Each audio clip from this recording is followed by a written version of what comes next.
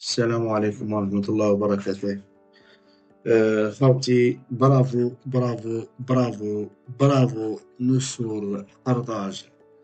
تعادلت تونس أمام المنتخب البرازيلي 1-1 في مباراة دولية التي جمعت بينهما الثلاثة في مدينة ليل الفرنسية ضمن استعدادات المنتخب التونسي لكأس العرب وكأس إفريقيا بالمغرب.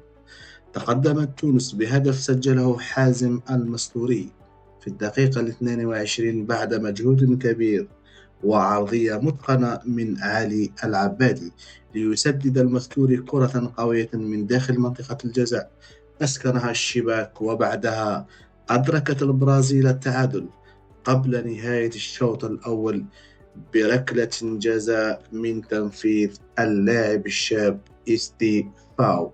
وفي الشوط الثاني أحضر لوكاس باكيتا ركلة جزاء أخرى في الدقيقة 75، ورغم ذلك واصل المنتخب التونسي البطولي بالدفاع عن شباك الحارس أيمن بن دحمان حتى الدقيقة الأخيرة التي صفر إثرها الحكم معلنا عن نهاية المباراة 1-1.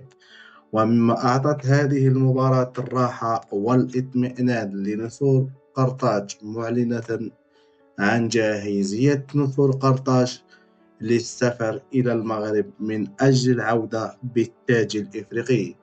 نتمنى لنصور قرطاج كل التوفيق والنجاح في كأس العرب وفي كأس إفريقيا بالمغرب. وتحية من سهيل تي في الجزائري لكل التوانسة، والسلام عليكم ورحمة الله.